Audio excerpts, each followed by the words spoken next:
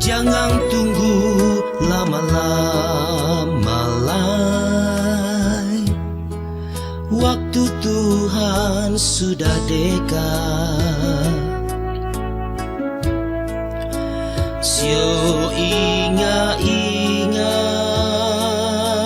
nafas ini Tuhan yang punya. Hidup cuma 70 tahun, itu firman sudah bilang. Kalau sampai 80, kebanggaannya kesukaran penderitaan. Shalom, selamat pagi, selamat hari Minggu, Bapak, Ibu, Saudara, anak-anakku yang dikasihi dan diberkati Tuhan Yesus Kristus. Hari ini kita ada di dalam Minggu Trinitas dan kita akan membaca serta merenungkan Sabda Allah. Namun sebelumnya mari kita satukan hati kita untuk memohon pertolongan Roh Kudus di dalam doa epiklese. Kita berdoa. Bapa di surga, kami datang kepadamu memohon pertolongan Tuhan dalam pemberitaan sabdamu di hari Minggu ini. Tuhan tolong kami, Tuhan arahkan hati pikiran kami untuk dapat mengerti, memahami, bahkan melakukan sabda Tuhan di tengah-tengah kehidupan kami. Bapa di surga, kami siapkan hati dan pikiran kami, berbicaralah dan bersabdalah bagi kami. Amin. Bapak, Ibu, Saudara-saudara, pembacaan Alkitab hari ini terambil dari surat Efesus pasal yang pertama ayat 3 sampai ayat yang ke-14. Kita akan membaca bagian firman Tuhan ini. Lembaga Alkitab Indonesia memberi judul Kekayaan Orang-orang yang Terpilih. Terpujilah Allah dan Bapa Tuhan kita Yesus Kristus, yang dalam Kristus telah mengaruniakan kepada kita segala berkat rohani di dalam sorga. Sebab di dalam Dia Allah telah memilih kita sebelum dunia dijadikan, supaya kita kudus dan tak bercacat di hadapannya. Dalam kasih Ia telah menentukan kita dari semula oleh Yesus Kristus untuk menjadi anak-anak-Nya sesuai dengan kerelaan kehendak-Nya, supaya terpujilah kasih karunia-Nya yang mulia yang dikaruniakannya kepada kita di dalam Dia yang dikasihinya. Sebab di dalam Dia dan oleh darah-Nya kita beroleh penebusan, yaitu pengampunan dosa menurut kekayaan kasih karunia-Nya yang dilimpahkannya kepada kita dalam segala hikmat dan pengertian.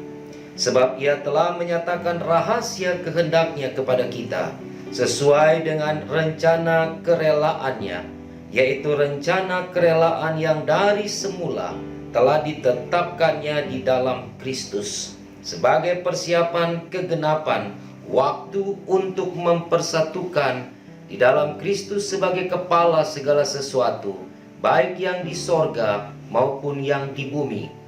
Aku katakan di dalam Kristus, karena di dalam Dialah kami mendapat bagian yang dijanjikan. Kami yang dari semula ditentukan untuk menerima bagian itu sesuai dengan maksud Allah, yang di dalam segala sesuatu bekerja menurut keputusan kehendak-Nya, supaya kami yang sebelumnya telah menaruh harapan pada Kristus boleh menjadi puji-pujian bagi kemuliaan-Nya. Di dalam Dia kamu juga, karena kamu telah mendengar firman kebenaran, yaitu Injil keselamatanmu, di dalam Dia kamu juga, ketika kamu percaya, dimeteraikan dengan Roh Kudus yang dijanjikannya itu. Dan Roh Kudus itu adalah jaminan bagian kita sampai kita memperoleh seluruhnya, yaitu penebusan yang menjadikan kita milik Allah untuk memuji kemuliaan-Nya. Demikianlah pembacaan Alkitab bagi kita di hari Minggu Trinitas ini. Tuhan Yesus memberkati kita bersama. Bapak, Ibu, saudara-saudara, dan juga anak-anakku yang dikasihi dan diberkati Tuhan. Konsep Trinitas adalah sebuah konsep yang bagi banyak orang adalah konsep yang tidak dapat diterima dengan akal. Bagi beberapa agama menolak konsep Tritunggal atau Trinitas di tengah-tengah kebersamaan hidup beragama. Karena dipahami bahwa Tritunggal atau Trinitas itu berarti orang yang percaya kepada tiga Allah, meyakini bahwa ada tiga Tuhan, dan itu sama dengan sinkretisme, itu sama dengan menduakan Allah. Kekasih-kekasih Tuhan, namun tidak demikian dengan kita sebagai umat Kristen, umat Allah. Bagi kita, konsep Trinitas atau Tritunggal adalah sebuah konsep yang pasti. Karena di dalamnya ada unity, ada kebersamaan, kebersatuan dalam konsep dan dalam diri Allah. Allah adalah Esa, Allah adalah satu. Kita tidak pernah menyembah atau meyakini Allah itu ada tiga, ada dua, dan sebagainya. Allah itu adalah Allah yang satu. Tetapi Ia hadir di dalam diri Allah Bapa, Allah Anak Yesus Kristus, dan Allah Roh Kudus. Hari ini Rasul Paulus membantu kita untuk mengerti, memahami konsep Tritunggal atau Trinitas ini dalam bacaan atau suratnya kepada jemaat di Efesus yang kita baca bersama. Saudara-saudara, di dalam bacaan tadi, saudara tentu pada saat membaca sudah mulai merasa bahwa konsep tentang Allah, konsep tentang Yesus, dan konsep tentang Roh Kudus tersebut dan terurai di dalam bacaan perikop kita hari ini. Kita lihat yang pertama. Di ayat yang keempat, saudara. Sebab di dalam Dia Allah telah memilih kita sebelum dunia dijadikan, supaya kita kudus dan tak bercacat di hadapan-Nya. Paulus mencoba untuk memberikan sebuah pemahaman dasar iman tentang konsep Tritunggal kepada jemaat di Efesus. Bahwa Allah selain adalah Allah pencipta, Allah yang menjadikan seluruh dunia dan segala isinya termasuk manusia. Namun dalam karya besar Allah, Allah telah menetapkan orang-orang pilihannya, orang-orang yang terselamatkan dalam iman kepadanya. Ini menarik, saudara, bahwa ketika kita paham bahwa Yesus datang untuk seluruh dunia, Yesus datang untuk mengampuni, menebus umat manusia tanpa memandang ia agama apa, ia latar belakangnya apa, kehidupannya berdosa atau tidak berdosa dan sebagainya. Namun secara hakiki Allah di dalam seluruh karyanya telah memberikan sebuah penetapan. Ketetapan atau penetapan ini adalah sesuatu yang telah dirancangkan sebelum sesuatu itu ada.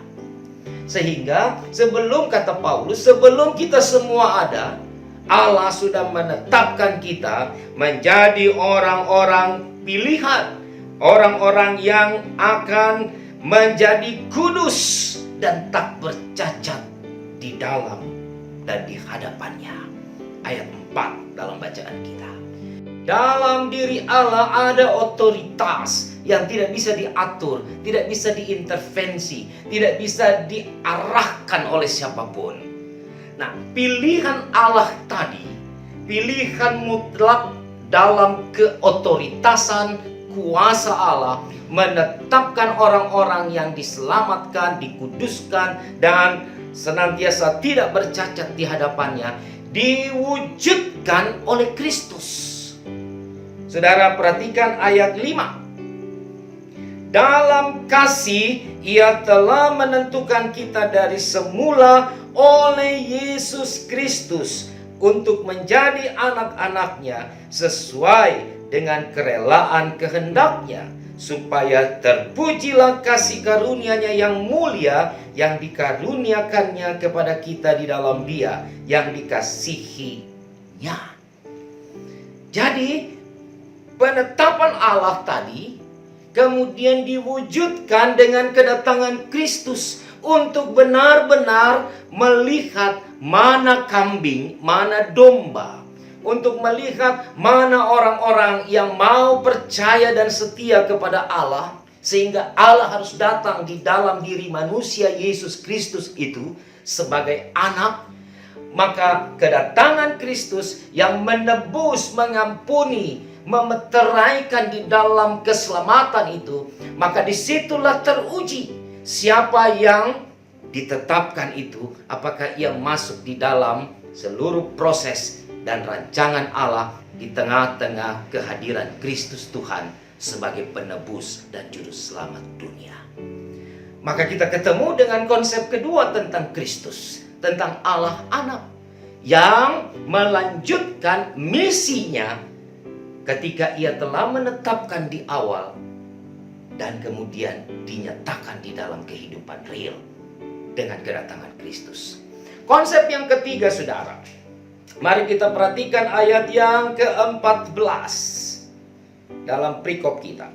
Dan Roh Kudus itu adalah jaminan bagi kita sampai kita memperoleh seluruhnya, yaitu penebusan yang menjadikan kita milik Allah untuk memuji kemuliaan-Nya. Roh Kudus adalah roh yang memberikan spirit, memberikan perubahan, memberikan penguatan, memberikan kemampuan bagi orang-orang yang percaya kepada Allah untuk melakukan hal-hal besar dalam hidupnya. Dan Paulus tegaskan dalam bacaan ini bahwa Roh Kudus adalah jaminan, garansi bagi kita supaya kita tetap ada di dalam karya penebusan Kristus di dalam kehidupan kita. Kalau Roh Kudus tidak ada, saudara, karya penebusan Kristus juga akan sia-sia. Itu sebabnya di dalam ibadah turunnya Roh Kudus atau Pentakosta, kita mengingat bahwa Roh Kudus yang dicurahkan dengan lidah-lidah api itu, ia membawa sebuah perubahan di dalam kehidupan para rasul, para murid Kristus untuk melanjutkan pemberitaan firman Allah ke seluruh dunia. Tanpa roh itu, maka tidak akan ada karya keselamatan yang dilanjutkan di dalam dunia milik Allah ini. Oleh sebab itulah, ketika kita melihat dari konsep Allah yang menetapkan, Yesus yang mewujudkan, dan Roh Kudus yang memelihara, semua ini akan berjalan terus di dalam konsep iman kita sampai kita masuk di dalam sorga mulia yang Allah janjikan bagi mereka yang ditetapkannya dari semula dan yang hidupnya dibangun di dalam kesetiaan, ketaatan, dan iman yang pasti di tengah-tengah kehidupannya. Kekasih-kekasih Tuhan, di Minggu Trinitas ini, mari kita semakin meyakinkan iman kita bahwa kita bukan punya tiga Allah, tapi kita punya Allah yang esa, Allah yang satu, Allah yang tidak pernah bisa tergantikan oleh Allah-Allah apapun di dalam dunia ini. Dan Allah yang satu itu ia bekerja, ia berkarya di dalam kehidupan umat manusia di tengah-tengah peradaban demi peradaban yang terjadi dari dunia diciptakan sampai hari ini. Dan kalau Allah itu bekerja sampai hari ini, apakah kita harus khawatir? Apakah kita harus takut? Apakah kita harus gentar? Apakah kita harus melanjutkan dan melangkah dalam perjalanan ini tanpa kepastian? Saya kira Allah adalah Allah yang setia, Allah yang tidak pernah meninggalkan umatnya, Allah yang selalu menggenapkan janji-janjinya. Dan karena itulah, pada saat kita memiliki keyakinan terhadap ketritunggalan Allah yang esa itu, Allah yang satu itu, Maka Allah yang satu itulah di dalam diri Kristus, di dalam diri Roh Kudus, di dalam diri Allah Bapa, pencipta dan seluruh karyanya menjadi bagian yang terus berlanjut sampai hari ini. Kita melanjutkan sebagai gereja. Bagaimana gereja juga diperlengkapi, diperbaharui, diberikan spirit untuk melanjutkan karya Allah di dalam dunia ini. Dan biarlah Roh Kudus senantiasa menjadi kekuatan kita. Roh Kudus selalu menjadi garansi bagi kita untuk terus hidup di dalam keselamatan, untuk tidak keluar dari koridor keselamatan yang sudah Kristus lakukan dan Allah rancangkan dari sebelum kita ada. Kita tetap ada di jalur itu supaya sampai akhir kehidupan ini berjalan, berlangsung. Saudara dan saya tetap menjadi orang-orang yang masuk dalam pilihan yang sudah ditentukan dan ditetapkan Allah sejak semula. Tuhan Yesus menyertai dan memberkati ibu bapak saudara sekalian dan anak-anakku. Tetap semangat meskipun pandemi ini belum tahu kapan berakhir. Tapi kita punya Allah yang tidak pernah mengakhiri kasih setia dan cintanya bagi kita. Karena itu teruslah melangkah dan berjalan bersama dengan Allah yang setia bagi kita. Amin. Sing ada orang yang akan tahu kalau waktu Tuhan datang. Sio, jangan sampai nanti menyesal kalau Tuhan su panggil pulang masih hidup dalam dosa. Mau bilang apa kalau su mati? Tuhan bilang sen kanal. Sio ale seng ada yang bisa rubah.